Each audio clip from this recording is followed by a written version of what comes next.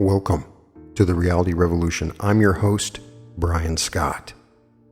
Today, I wanted to talk a little bit about self-reprogramming and the ego, and really the key and most important thing to do if you want to become enlightened or awakened, entering into a higher level of consciousness, is understanding the self and having an idea of how to reprogram yourself and which mind you're thinking from, and how to access the universal mind and think from the universal mind. The thing is, our sleeping brain is capable of anything and everything we wish. We've talked about this on several episodes. We've talked about the subconscious mind and the universal mind and their differentiations. And the solution to our problems lies in getting ourselves out of our own way and then reprogramming our brain according to our true will. Our freedom is not in our conditioned ego personality. And ego is used a lot in spiritual videos. But just imagine the ego is that portion of you that's programmed, that has programmed reactions, programmed thoughts. Even our visions of gods and demons are programmed. But really, our greatest desire is to change ourselves. We look at what we have experienced in our past, and we want to change it. And I want to talk about that, so I'm going to give you some exercises to self-reprogram. And if you can self-reprogram, it's the most amazing level of evolution, because the self is there, programmed through so many things, from your parents to the media to a variety of things you learned in school and on social media. You're constantly being programmed all the time. And you have a part of you that has what I would call dogma, which is the part of you that thinks you know absolute truth. And anybody that says something that's the opposite of it, you absolutely deny it. And you seek out other people that carry the same dogma as you.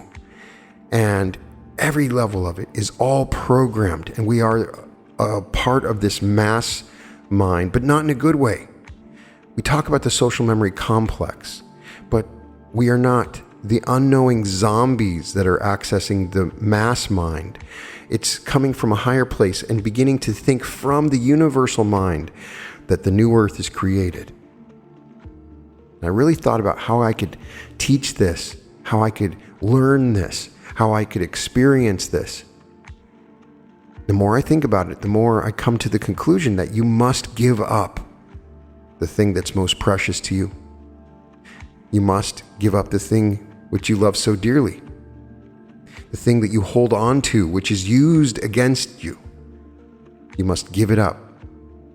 You must give it up. There can be no halfway measures in finding true enlightenment and your God self.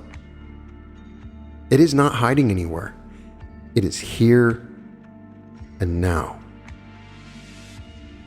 In order for you to understand the true I am, that you are God, you must escape from the small I am, that you are Susan or John or Bill.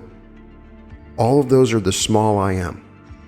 And if you truly want to enter into the power and glory of your true God self for who you are, because you created this universe, you're amazing. What you've accomplished is amazing. It's not hiding. That part of you is not hiding. It is here. And it is now. You must see that you are frightened. That's part of the programming. That something is at stake all the time. Even in your dreams, something is always at stake all the time. Everything which shocks you, disrupts you, disturbs you, can be your friend. Everything which allows you to sleep, to be complacent, hinders you. To become in accordance with your true potential, you must sometimes be in discordance with yourself, which is the programmed self that was programmed by your parents, that was programmed by your religion, that was programmed by your politics, that was programmed by your reactions, all of it programmed. You are a perfect statue program that's been molded and created like a piece of art, but manipulated nonetheless by pendulums and even more. You are at stake all the time, and you look for food which feeds you. Anything which delays your end feeds you. You digest this diet overabundant with fat. You are insatiable and require constant fat to keep you going. You use more energy and power maintaining this illusion of your insatiable dream than living. You will even strut to death's window. But to know the deathless one, you, the strutter, must die to yourself, as Neville Goddard would say. You must go on a diet, then starve to death. You must stop finding yourself in misery, in pride, and stupidity. You must stop strutting around like a fattened cow, as Timothy Leary would say. You must stop bowing down to your mistakes. You must stop worshiping any power other than the power within yourself, which is the power of the universe.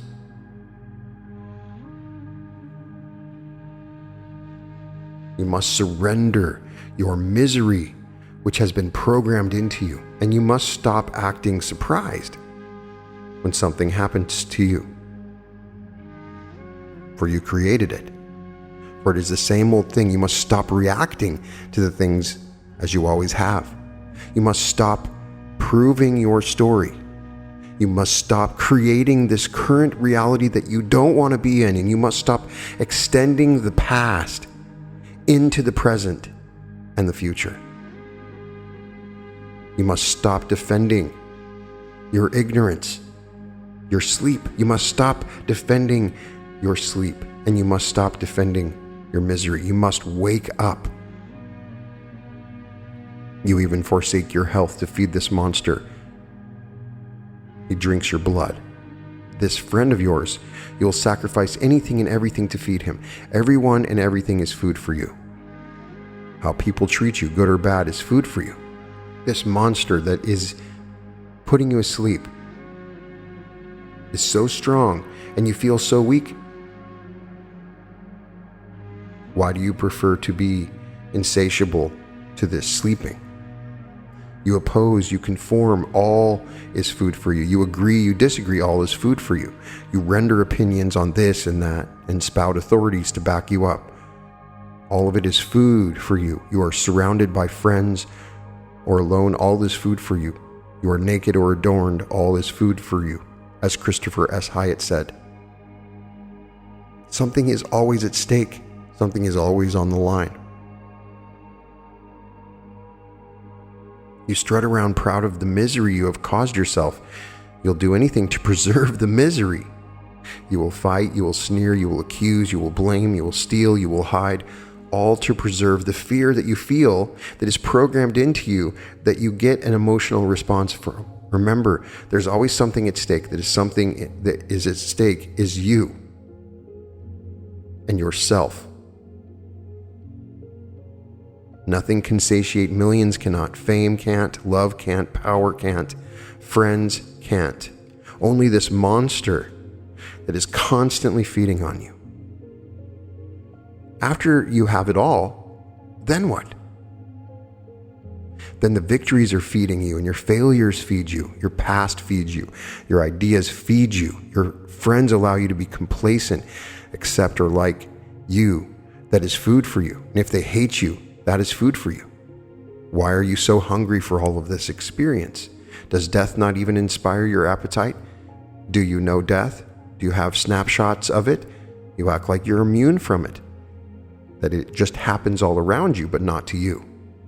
Not even your own can shudder your move from your feeding frenzy. What food are you wanting to eat next? Misery is food. Fear is food. And you can find plenty of that. You are never at a loss for that. You never learn because misery is food. You repeat the same mistake, the same misery over and over again. And you keep recreating your reality. Not all of you, but many, many, many of you know exactly what I'm talking about.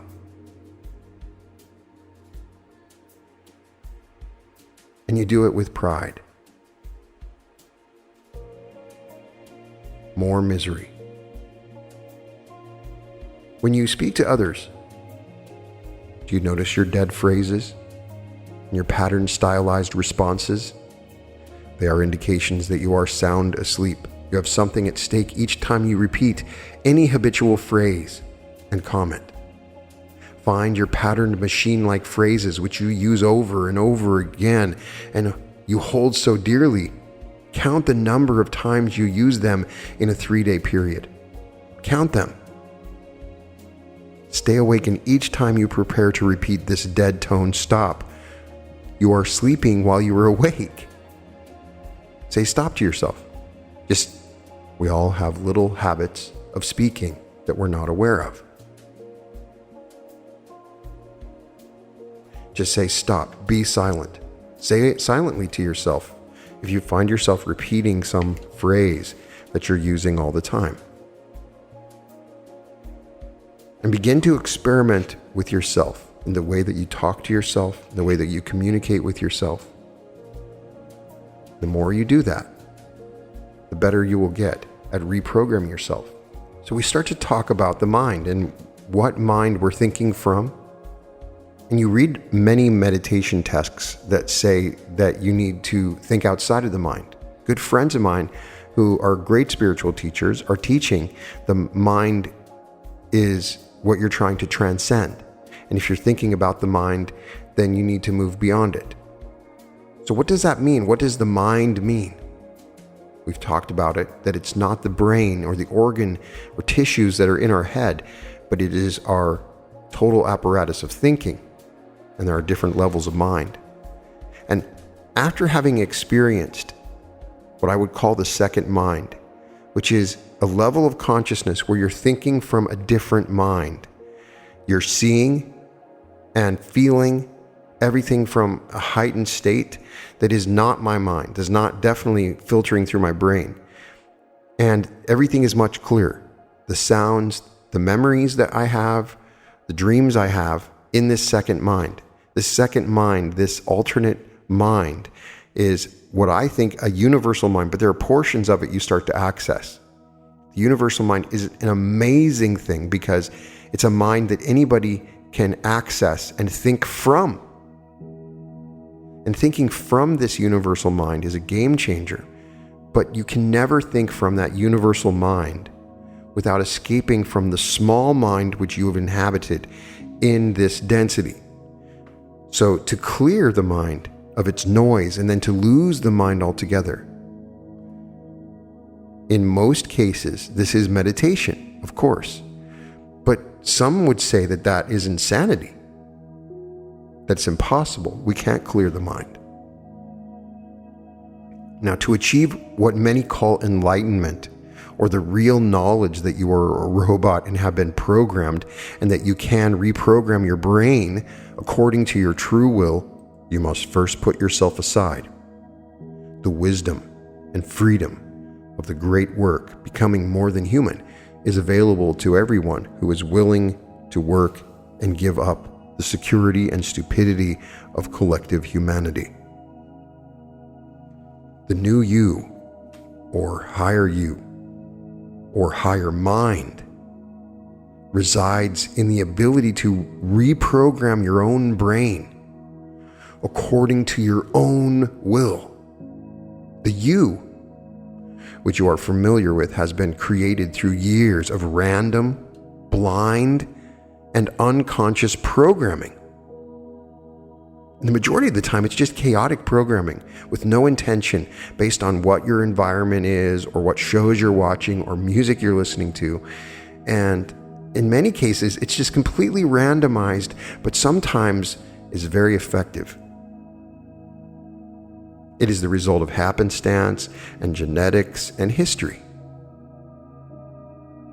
It has as much relationship to your real self as an ant does to a mountain. As much of a shock to those in power, we are relative programmers.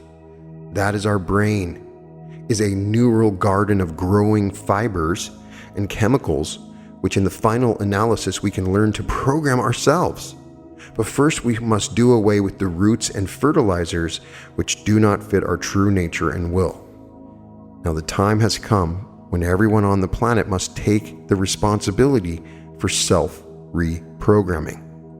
Matter is perfecting itself, and we will find that it is centered in our consciousness. We've surmised as much from what we've read and what we've stated so far on the podcast. But I believe that science will eventually show that matter is centered in our consciousness.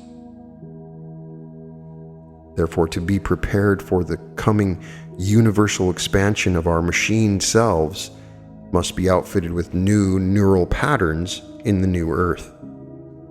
The new Earth requires us to change our neural patterning from the old Earth pattern. Never lose the awareness that you have the ability to reprogram your own brain according to your will.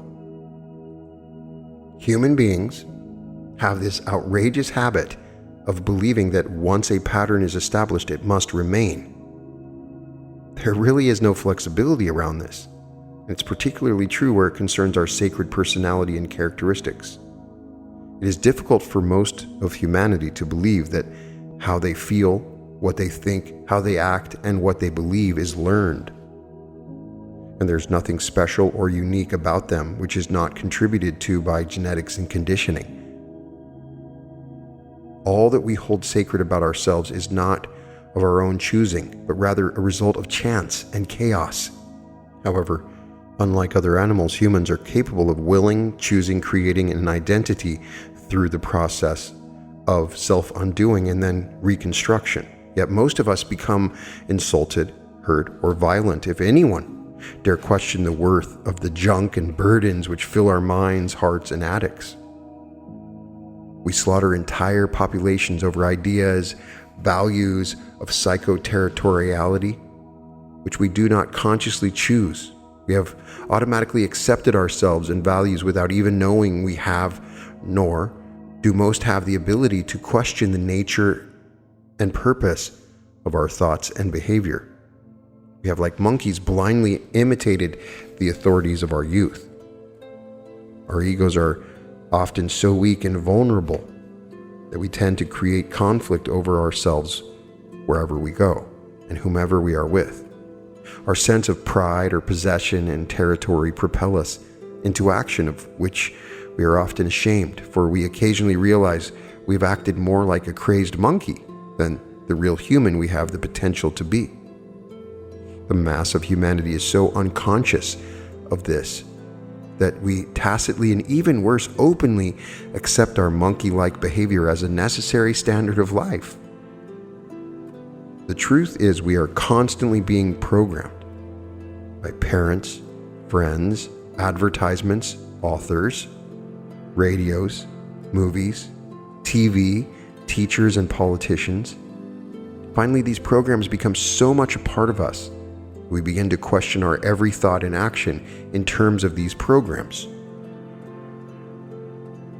Robert Anton Wilson argued that we all exist in our own reality tunnel, and these programs start to program this reality tunnel. Much of it has been subliminal, so subtle, so continuous, so normal, so common that you are not aware that some system, either blindly or intentionally, misuses you for their power needs, and has been cleverly persuading you to accept a given system of beliefs and values, so cleverly that your unconscious mind is gobbling up every suggestion, even the suggestion to question things in a prescribed fashion, of course, without ever your true conscious self suspecting what was going on. And these beliefs, which have been programmed into your computer without your awareness, are now you, operating in certain predictable fashions to certain stimuli, again without your being aware of the fact that you are reacting instead of simply acting of your own free will. I'm not talking about you. If you've been following the podcast, doing meditations, thinking outside of the box, it's likely that you're less programmed than before. Now time is running out. If we are to survive individually or globally, each of us have an awesome responsibility to awaken from our robot-like sleep and become aware of what is actually going on. It's time to awaken from the matrix and become aware of what's actually going on. I want to awaken you from it, and the matrix is much more complicated than the movie is. It's a self that's been created, programmed for you to think that is you.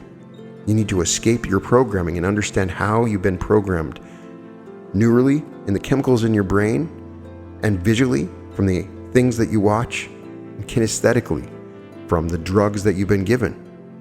Never before in the history of mankind has the human race been capable of destroying itself, and yet at the same time having the potential for total freedom and godhood. The cosmic drama is being enacted within all of our lives in varying degrees. Without exception, every one of us is being forced to look into the face of disaster, be it economic, emotional, or spiritual. Disaster, unnecessary pain, death, and dementia are probably not necessarily, particularly if we learn how to perform the proper means of meditation and magic. We can avoid these things. Many are blind and unaware of what they face. They look with unseeing eyes and blank faces. Unfortunately, blindness and blankness of expression will not provide protection in the days ahead. There is no safety except that which can be obtained from undoing yourself and then remaking yourself and your own reality. The body must be free from the robotic mind and allowed to express itself, freed from all snares. And finally, the mind must become a slave of the true will of the second mind. Only in the service of the will is there a perfect freedom. Man has always been proud of his vaunted free will. In reality, free will, as it is publicly referred to, is a fallacy. The average person's concept of free will is licensed to worship one's conditioned neurons. In the new earth, in the new age, man will be faced with gigantic challenges presented by his ever-expanding conscious brain and its extended technology. In the end, the only God a conscious person can admire is the God of will. Consciousness and tension are two factors that we have to be most concerned with. Are you becoming more astute in achieving deep relaxation? You will realize you can have complete control of your life through the ability to reprogram your mind. However, to accomplish this, you must first learn to reduce all unnecessary tension and stress. It is safe, and most of us do play it that way, to say that the majority of our problems arise from the lack of consciousness of our programming and the ability that we are more or less helpless in changing our condition. The problem we now face is that of becoming conscious of our programming and developing the willingness to change those things in which our robots hold so dear. Existence itself up to now is dependent upon the conflict between two opposing forces.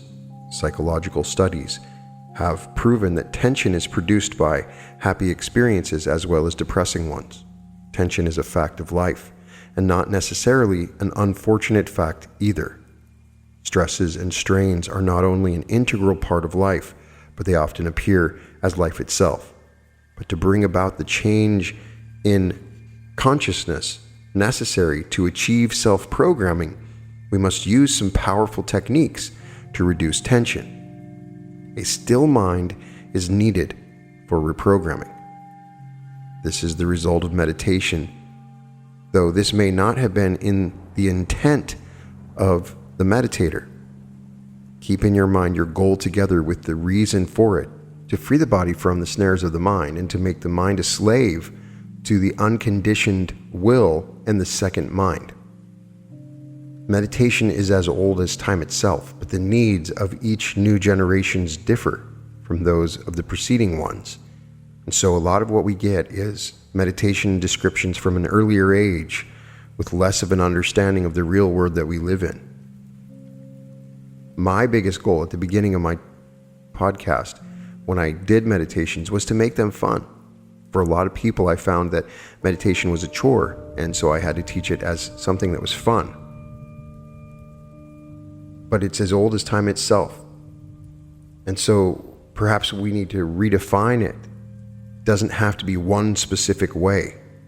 And of course, we've encountered people that come along onto my group or on the YouTube channel and will say, this is not meditation, or there's only one kind of meditation. There are lots of different kinds of meditation. I'm sort of an experimenter, and I want to try them all. Energized meditation is such an adaptation developed by combining Eastern and Western information over 20 years, have been spent in practice and research to develop a method which would benefit those who seek the goal of brain changed through self-programming. Now, energized meditation is a completely different form of meditation. It is a sensory tonic muscular technique which takes into account the fact that tension is thought and that thought is tension. Every thought has its neurosensate muscular equivalent. Every thought has its particular part of the body that it's related to. Conversely, every tension can be converted into a thought. Every twitch and sensation conveys a thought or a meaning. It has been suggested from the beginning of meditative practice that the mind is the final obstacle to become enlightened or awakened. This is not to imply that the mind is evil or some sort of destructive force. It does imply, however, that the mind, once set on a program, is self-propelling and difficult to alter. I would definitely check out Robert Anton Wilson's Prometheus Rising, particularly the section which discusses the idea of what the thinker thinks the prover proves.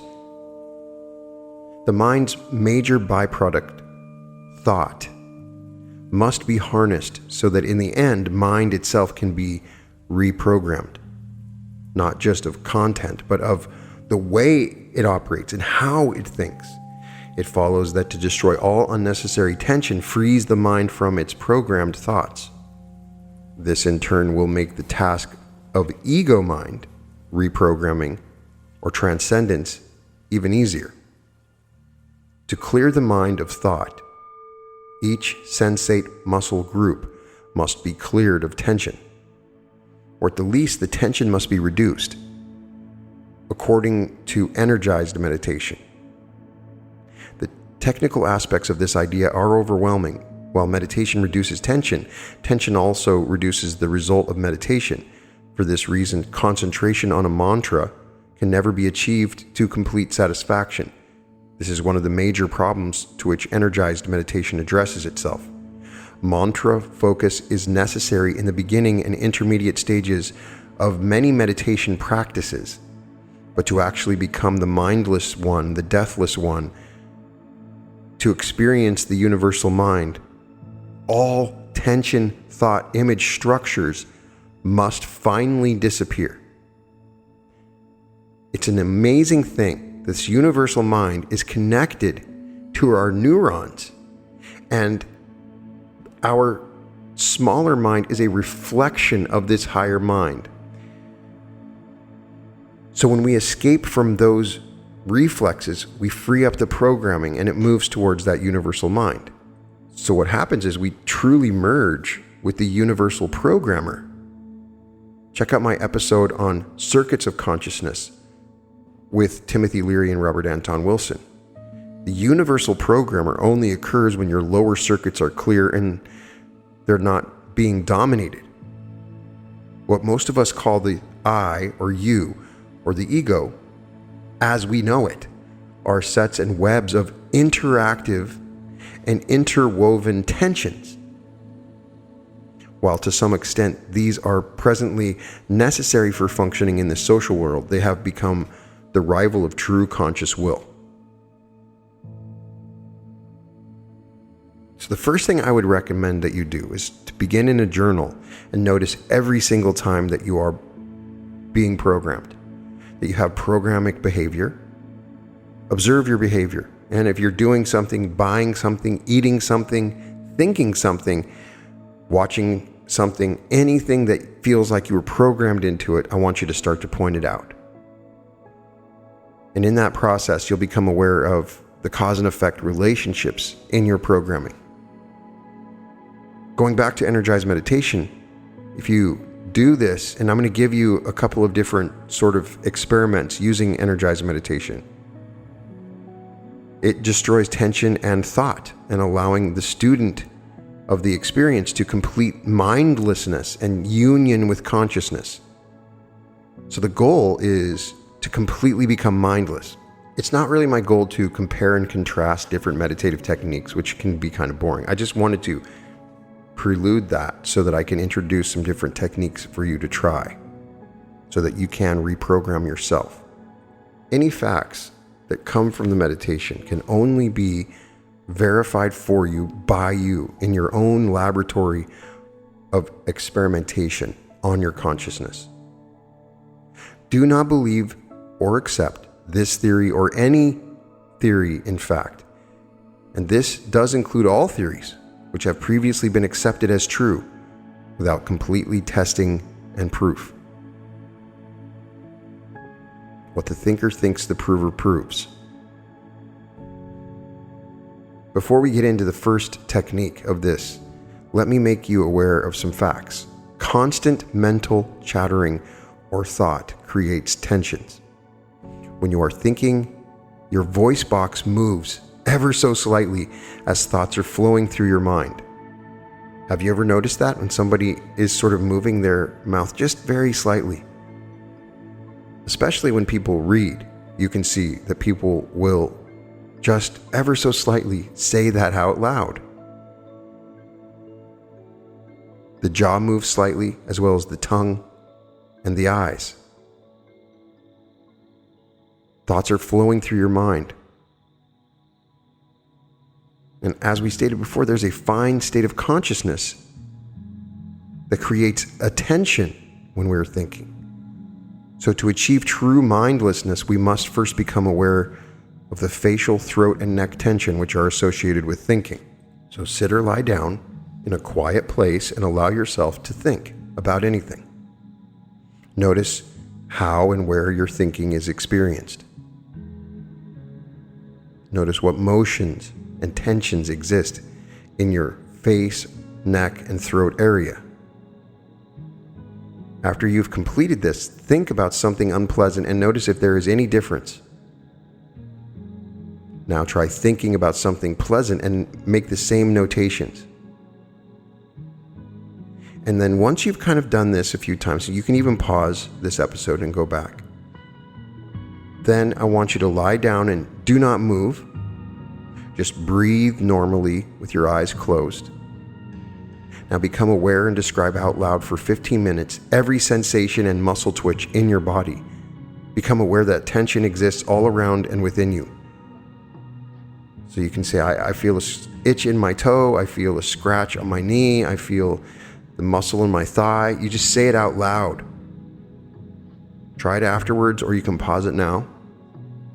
And just become aware of that tension. It is very enlightening. These 2 experiments should be tried 3 times over a week, according to Christopher S. Hyatt, PhD. And it will help you to verify that tension is thought. The thing that you need to believe and understand that tension is thought. Thought is tension. It may take 45 minutes, 15 minutes for each trial that you do. And if you do not experience the voice box or facial sensations, or if you're not aware of anything during experiment 2, then do it a little bit longer. So once you've done that, then try this method. Step 1, sit or lie down, make faces. Stretch all the muscles in the face. Open your mouth as wide as you can and move the jaw from side to side. At the same time, open your eyes as wide as you can. Move your eyes up and down and side to side. This will begin to destroy tension, thereby destroying uncontrolled and extraneous thoughts generated by this area. Make many different faces. And then do this for 2 or 3 minutes.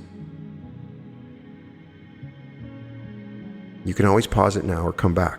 Now, after you've done that, the second step is to hum or chatter. Hum from the depths of your voice box. Use om or just or just vibrate. There's nothing that you're going to do that's incorrect. Just feel the vibration. Do this for 1 to 2 minutes. And then, after the 1 to 2 minutes, using your tongue, chatter, da, da, ba, ba, ba. Stick out your jaw as far as you can and continue humming and chattering, and do that for 2 to 3 minutes. And then, your third step is the shoulders to ears technique. Pull your shoulders up as if you were trying to reach your ears. When they start feeling tired, you drop them as low as you can, and you repeat this 3 times in 2 to 3 minute intervals. The fourth step or technique is nose breathing with your mouth closed, taking a deep breath, inflating your chest and pulling your stomach up. Be sure to pull the belly in and hold for a 7 count, and then just let the chest fall and the belly relax. You repeat this about 10 to 20 times. Be sure to allow an additional 7 count to elapse before your next inhalation. The fifth step is to turn your head. Bring your attention to your head and turn it from side to side as far as you can, and repeat that for 2 to 3 minutes. The sixth step is a sort of leg stretch. Lying down on your back, hold your legs about 4 inches off the ground and stretch outward. Hold this as long as you can, and then let them drop, and repeat this 2 or 3 times. The seventh step is a quick breath with your mouth slightly open. Breathe rapidly, sighing as you exhale. Now lie down and sense and feel your body for about 10 minutes after you do all those techniques. And note every sensation that you feel. It's really eye-opening. Assume a meditative position after 10 minutes, and with your eyelids not tightly closed, but simply relax, and your jaw relaxed and not tense. And make sure by sticking your tongue out, and if you have to lower your jaw, it is probably too tightly held. Just relax it. And if you have to do anything else that feels like tension, relax that too. Hold your forehead, make sure it's not wrinkled. And once you're relaxed, concentrate on your mantra, or just do an om. Or if you have a specific mantra that you do, anything repetitive. And then finally make sure your throat is not blocked by holding your head in the wrong position. Make sure it's straight. To reduce thoughts, keep the eyes relaxed and still with your tongue touching the roof of your mouth. Do not move the larynx. And again, be sure that your jaw is relaxed. Meditate before eating, or wait 2 to 3 hours after eating a heavy meal. It's also best if the bladder and bowels have been emptied when you start to do this. When I started experimenting with this, as you have learned about me, is that I am a consciousness explorer and experimenter. So the reason I'm talking about this with you is that I tried these techniques, and they were very effective in getting me to a place where I could transcend my mind. And the thing is, as I started to do that, I became aware of my dogmas. And the question is, what is dogma? And that's acting as though you possess absolute truth. Some words which are similar are dictatorial or stubborn or egotistical or bigoted or fanatical or intolerant or opinionated or overbearing, arrogant or stupid or despotic. Those are all words. And I started to notice this about myself, that I had posted things in the past or said things, and they came from a sort of dogma where I thought I had absolute truth in understanding my world around me. So to reprogram myself, as I did these meditations, these dogmas would come up. Now understand, from the day you're born, you have been fed dogma by your dogma junkies. And you're a dogma addict, addicted just like a heroin addict, except unlike heroin, your addiction is so common that it goes unnoticed. It's the pendulum junkie, the addict to a pendulum. And the dogma created through the pendulum just means an ever increasing energy source for this non-conscious structure of energy. And like heroin, you will go into withdrawals when someone tries to take away your dogma or belief. Perhaps it's about some political issue that's really important to you, and then you cannot change your mind. You've invested so much into it. You absolutely know it's true. If someone were to come along and say, that's just not true, it would be very hard for you because you have put so much energy into it. Shards of your soul in many cases. When this goes into action, you go into a survival mode. You almost believe like it's an attack on you to the death. This creates anxiety or fear. Some of us kill when our dogma is taken away. Dogma doesn't cost you anything, and you can find it everywhere, so it's such an easy addiction. It's the second most free commodity in the world. You can make dogma connections without any fear of arrest. You're rewarded for spreading a lot of different dogmas. It's the LSD of the status quo, dogma. Everybody thinks they know everything, and they have their own absolute beliefs. This is it. We all start to believe something, and we start to look for something to prove what we believe. Remember, there is no fiction, as Neville Goddard says. So I'm not telling anybody that what they believe is not fiction. Whatever you believe is actually true. Do you want to believe that? Could you change your beliefs if you didn't want that to actually be true? Even if you're afraid of it, if you are afraid of some belief, then you're actually making it real. So perhaps try to believe something that would be a good thing to have happening instead of believing in something terrible happening in the world where you don't have control. Believe that you have control and that you're changing the world into something that you want. That is a dogma that you can believe in that will help you. Most of the dogmas are just beliefs in politics or in ideas or things. And then we go out and seek other dogma junkies that will help breed this pendulum energy that we're giving off in the beliefs that we have. That has all been a part of our own programming. And there's pushers and dealers of the dogma, of the pendulum energy, people that agree with us, that say that we're right, that give us likes on Facebook, that give us likes on Instagram, and then we feel good. We get an energetic connection that proves our dogma. Survival attacks can be programmed into your system by the status quo. Just treat it like drug dealers. These are dealers. And they motivate, they foster, they create survival attacks so they can feed your relief. They tell you that the world is going to end. They always put everything in the form of an apocalypse and tell you that the world is coming to an end. They would gently return you back to your equilibrated state of dogma high. These dogma dealers will use your dogma for wars and riots, and you'll act against your better judgment. You'll kill yourself over this dogma. And the most advanced dogma junkies are, of course, the educated addicts, and they choose their dogma, their absolute beliefs, not knowing, of course, that they're creating their reality with this, and that also that they're junkies. They evaluate themselves and others in terms of the logic, reason, justice of their dogma, and the customary paraphernalia and styles and conventions and common sense and good taste. How much of your programming has been placed, and how much of your beliefs come from that?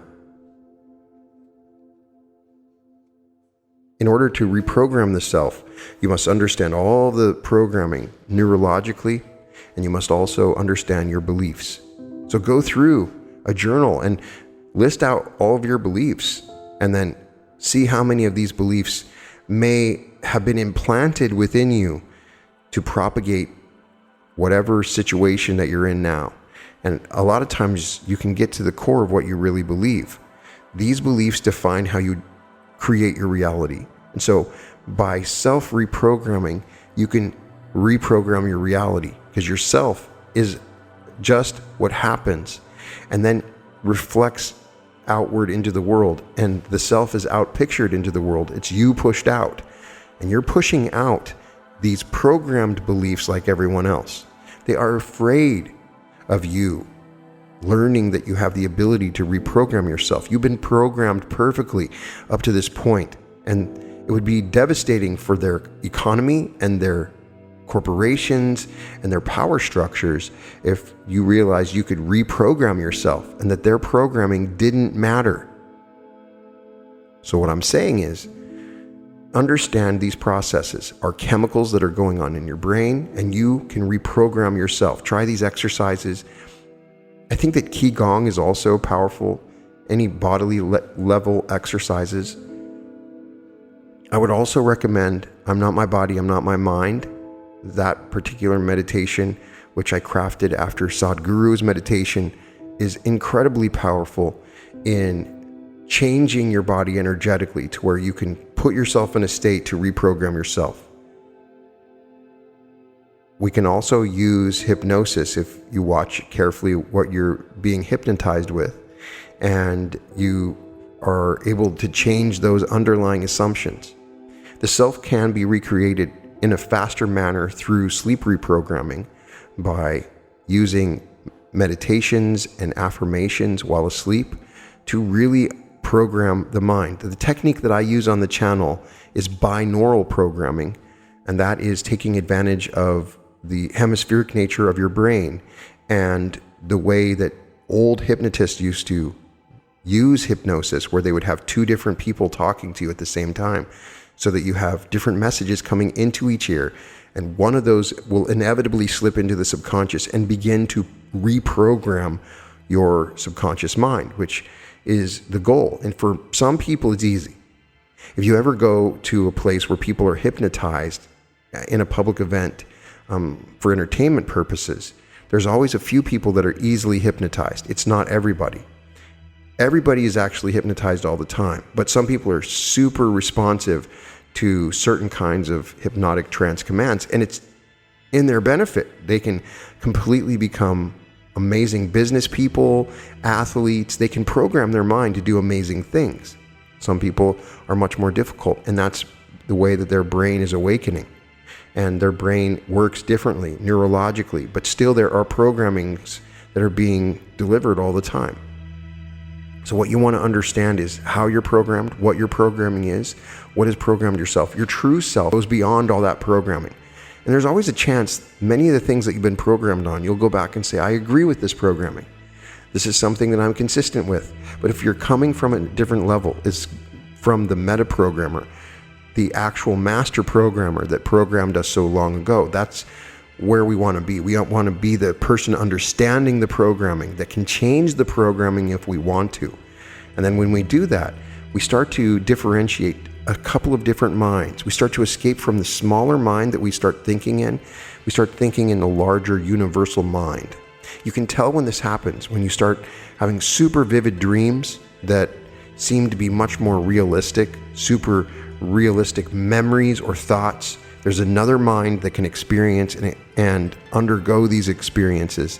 And it's also feeling like in many ways you're in a different body when you're experiencing the second mind. The second mind is what exists beyond the self that you're trying to reprogram.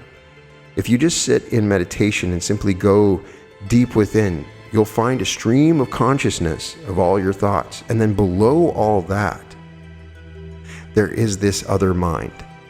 And in many cases, it takes many levels of exploration beyond just that stream of consciousness. So you can't do that without some sort of meditative practice. For many, you could just call it something else. It doesn't have to be meditation, but it's a process of going within and understanding yourself. The reason zombie movies are so popular is that we feel in many ways like we're living in a zombie apocalypse, but many of the people, they look happy, healthy, and vibrant, but they're just zombies. Once you understand the power of pendulums, media, manipulation, neurolinguistic programming, hypnosis, once you understand their power, then you start to see that people are zombies. They are thoughtless creatures. Some part of them still knows.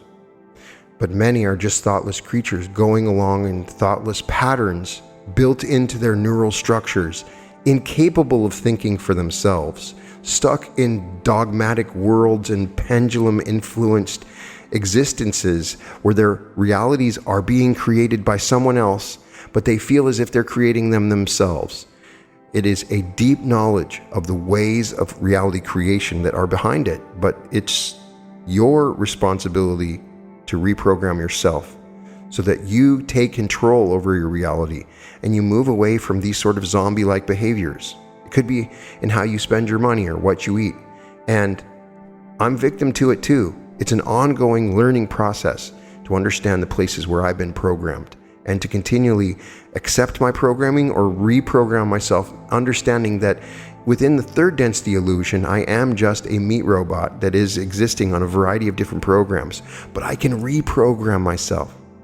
I can reprogram myself for abundance, for joy, for happiness, for love, for better relationships, and I can reprogram the world in the process. As I learn to reprogram myself, I see the outpicturing of these reprograms so that the environment is better, the people are nicer, the businesses I'm coexisting with are better. It is all an internal process of reprogramming, which ends up creating an external world that is reprogrammed. The final step in reprogramming the self is understanding your role in service to others. The biggest thing I learned is that I had a bunch of programs built in to my very beliefs and reactions and emotions based on self-worship, on taking care of myself, where I looked at others as if they were unimportant or less than me, and looked at others as if their worries were unimportant, and if something bad happened to them, it didn't matter. These were programs that were built into me. And so after I overcame a lot of that, I felt guilty for my beliefs and the way that I was so selfish. But when I realized that had been programmed into me, that this selfishness had been programmed into me, even genetically on some levels, as a part of the second density body that we're in, that we're all overcoming this selfish gene, as Richard Dawkins calls it, that there is something that we can reprogram this genetic element, which seemingly is more than a genetic element. Once we start to be of service to others, it starts to change the programming. You go out and you help somebody with their garden, and it starts changing your own programming. You go out and help somebody that needs it in some way that you can provide service for them, and you find joy from this experience. And in the process, your self is reprogrammed. Your self has been programmed to constantly be thinking about its own survival and about its own joy and happiness. And once you reprogram that and you start to get joy and happiness from other people's joy and happiness, that is when you've truly reprogrammed yourself. And from that state, you can program any new program that you want once you've transcended those particular programs. The programs that are all about the self are the ones that are stopping the other programs from working. And once you start to take action in the realm of service for others beyond yourself, without any desire for return or any reward in any way, shape, or form, you will be rewarded in any case by the ability to reprogram yourself and others in a loving and beautiful manner. So I want to talk about your programs. Do you feel like you've been programmed? After you listening to this episode, do you feel like you have been programmed? And how can we break those programs? Share your particular problems or situation, and we can talk together as a community to help reprogram each other. In any case, you can find all episodes of The Reality Revolution at therealityrevolution.com. And welcome to The Reality Revolution.